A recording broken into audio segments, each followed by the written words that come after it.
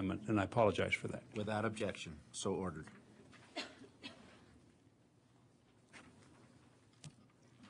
Mr. Chairman, members of the committee, good afternoon. For the record, my name is Allie Bovington, and I'm appearing on behalf of the Attorney General's Office in the Department of Justice. The Department has been consistent in expressing our concerns throughout the interim and throughout this legislative session about the current system that regulates medical marijuana. Our Division of Criminal Investigation agents and law enforcement across the state have been concerned about the potential for abuse and illegality and the open-ended nature of the Medical Marijuana Act.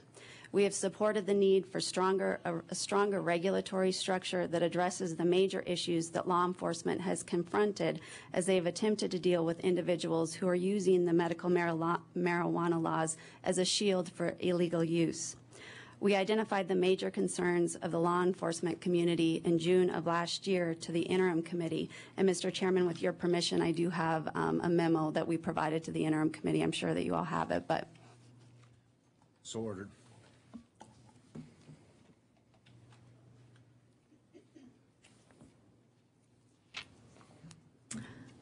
So that memo is a memo that we prepared and that summarizes the major concerns that law enforcement was dealing with as they struggled with how to implement and enforce the Medical Marijuana Act. And those concerns remain today. Primarily, I want to highlight 4 different things that law enforcement has consistently brought to the legislature this session, and that is caregiver to caregiver or producer to producer sales. In the different iterations of these bills, we're sort of changing terminology, but I think we all know what we're talking about.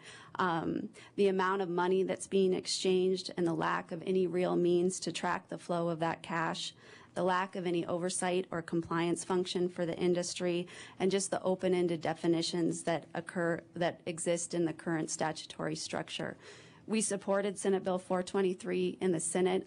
We appreciate all of the work that's been done both in the House and the Senate over the interim in trying to address this issue. And I think that no matter where you fall, we probably all agree that the worst thing that could happen is if nothing was done this legislative session to deal with this problem. That being said, we stand here today in support of regulation, whether that be Senate Bill 423 as it came to this House from the Senate, or whether it's Senate Bill 423 with Representative Noonan's amendments.